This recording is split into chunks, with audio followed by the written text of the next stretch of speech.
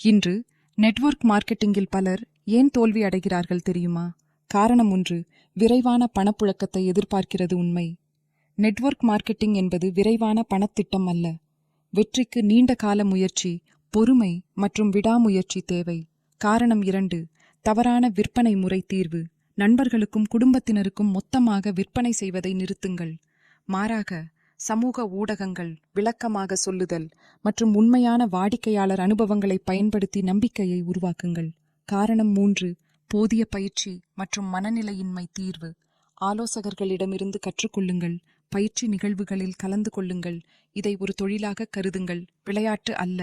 வெற்றி ரகசியம் தொடர்ச்சி, மதிப்பு மற்றும் உறவுகளை உருவாக்குவதில்தான் வெற்றி இருக்கிறது. முழுமையாக முயற்சி செய்தால் வெற்றி உறுதியானது. இது மாதிரி நிறைய வீடியோ வேணும்னா கமெண்ட் பண்ணுங்க. இதை பத்தி தெரிஞ்சுக்கணும்னா கீழே உள்ள நம்பருக்கு வாட்ஸ்அப் பண்ணுங்க. நன்றி.